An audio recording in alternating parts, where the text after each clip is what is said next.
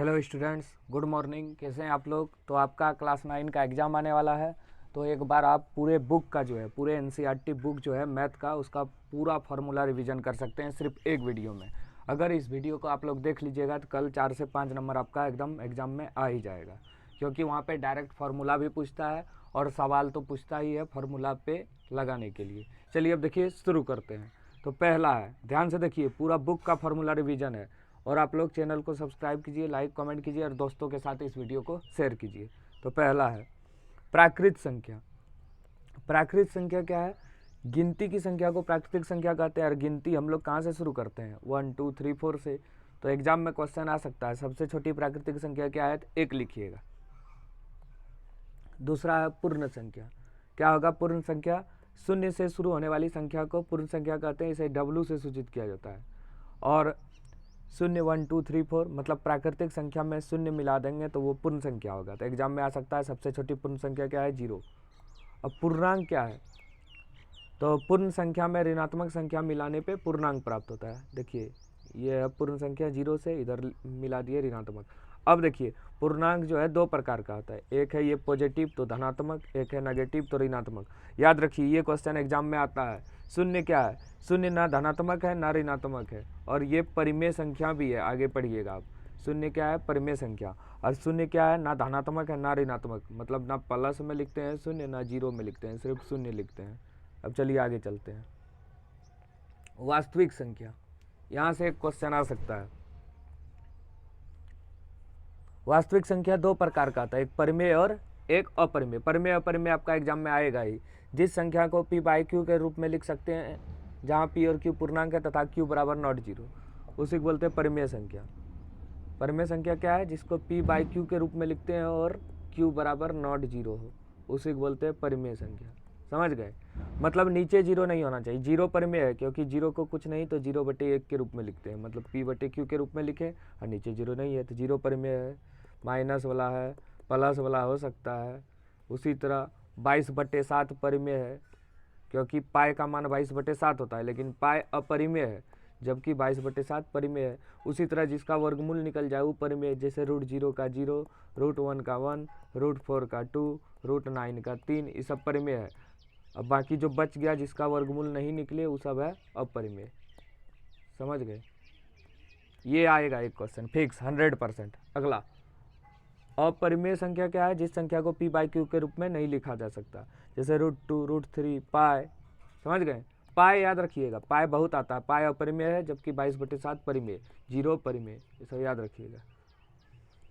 सभी अभाज्य संख्याओं का वर्गमूल अपरिमेय संख्या है। इससे एक क्वेश्चन आता है फिक्स, दो भिन्नों के बीच परिमेय संख्या a+b/2। जैसे दे देगा एग्जाम में क्वेश्चन, 2 और 3 के बीच एक परिमेय संख्या, तो 2 + 3/2 5/2 हो जाएगा, मतलब 2.5। ये घात वाला सवाल याद रखिएगा, a⁴m × a⁴n बराबर a⁴m जोड़ n, a⁴mn बराबर a⁴m × n, a⁴m भगा a⁴n बराबर a⁴m - n, a⁴m × b⁴n a × b⁴m, a + b × a - b बराबर a² - b²। समझ गए? फिर है यहाँ a + b का whole square, a² + 2ab + b²। वहाँ ये भी हो सकता है x + y का होल स्क्वायर। समझ गए? सब बताएंगे फार्मूला भी घन घना, वीडियो लास्ट तक देखिए। a - b का whole square, a² - 2ab + b², a² - b² a + b × a - b, x + a × x + b बराबर x² + a + b × x + a × b। हो गया? पूरा फार्मूला है 9 का। x + y + z का होल स्क्वायर या a + b + c का होल स्क्वायर बराबर a² + b² + c² + 2ab + 2bc + 2ca। छूट गया यहाँ थोड़ा। तो उसी तरह होगा x² + y² + z² + 2xy + 2yz + 2zx, ये होगा। x + y का whole cube, x³ + y³ + 3xy × x + y, x³ + y³ + z³ - 3xyz बराबर x + y + z, x² + y² + z² - xy - yz - zx। हो गया? आ गया मेन फार्मूला आपका चैप्टर का। सबसे पहले त्रिभुज का परिमाप। त्रिभुज जो होता है इसका परिमाप होता है ABC, मतलब तीनों भुजाओं का योग। और त्रिभुज का अर्ध परिमाप, तो परिमाप को आधा कीजिए, a plus B plus C by 2। एक ये क्वेश्चन पूछता है, जैसे एक त्रिभुज है, अगर ये समबाहु त्रिभुज है 3 न्यूनकोण हो सकता है। एक त्रिभुज में कम अधिक से अधिक 3 न्यूनकोण और कम से कम 2 न्यूनकोण, क्योंकि ये समकोण है, एक 90 डिग्री का है, 2 न्यूनकोण। त्रिभुज का क्षेत्रफल वैसे होता है आधार गुना ऊंचाई, लेकिन समबाहु त्रिभुज का क्षेत्रफल होता है √3/4 गुना भुजा स्क्वायर। और त्रिभुज का क्षेत्रफल हीरोन का सूत्र से पूछे तो s into S minus A into S minus B into S minus C, जहाँ ए बी सी त्रिभुज का भुजा है और s त्रिभुज का अर्ध परिमाप है। समझ गए? चलिए आगे चलते हैं। घन, ये है घन आपका, ये घन है। तो घन में 6 फलक होता है, फेस, ये देखिए ऊपर नीचे आगे पीछे बाएं दाएं। किनारा 12 होता है, देखिए इधर। घन का किनारा को a या l से सूचित करते हैं। घन का पृष्ठीय क्षेत्रफल 6a², घन का पास पृष्ठीय क्षेत्रफल 4a², घन का आयतन भुजा क्यूब और घन का विकर्ण a√3। पूरा घन का हो गया आपका। उसी तरह घनाभ में लंबाई चौड़ाई ऊंचाई होता है तीनों।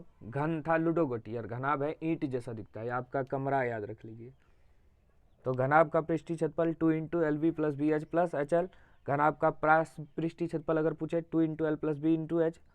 घनाभ का आयतन एल बी एच, ये याद रखिएगा। घनाभ का पार्श्व पृष्ठीय क्षेत्रफल है 2 इंटू एल प्लस बी गुना एच। घनाभ का आयतन एल बी एच। घनाभ का विकर्ण रूटेंडर, लंबाई स्क्वायर जोड़ चौड़ाई स्क्वायर जोड़ ऊंचाई स्क्वायर, सॉरी वहाँ रूटेंडर छूट गया। घनाभ का विकर्ण root under L square plus B square plus H square, under root सिर्फ छूट गया था, यहाँ पे कर लीजिएगा। अगला बेलन, ये है बेलन, इसमें आर त्रिज्या है, एच ऊंचाई है। व्यास भी दे देता है कभी, व्यास डी, और डी जो होता है जैसे 10 है तो त्रिज्या अगर निकालेंगे d/2 होता है। समझ गए? तो बेलन का वक्र पृष्ठीय क्षेत्रफल 2πRh क्या होगा? 2πRh। आर मतलब होता है त्रिज्या, h माने ऊंचाई, पाई का मान 22/7 ले सकते हैं। अब बेलन का कुल पृष्ठीय क्षेत्रफल 2πr into are plus H. अब बेलन का आयतन πr²h। अब फॉर्मूला कैसे पूछेगा एग्जाम में?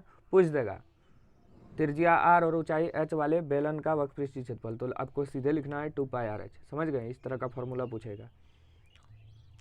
शंकु, शंकु का वक्र पृष्ठीय क्षेत्रफल πrl, l मतलब तिर्यक ऊंचाई होता है, और शंकु का कुल पृष्ठीय क्षेत्रफल πr into are plus H.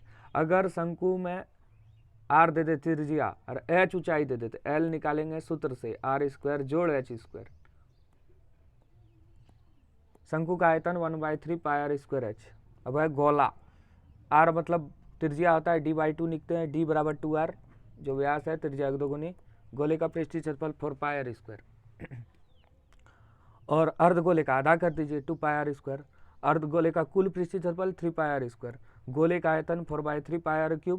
अर्धगोले का आयतन 2/3 πr³ हो गया। और कुछ इसमें नहीं छूटा है।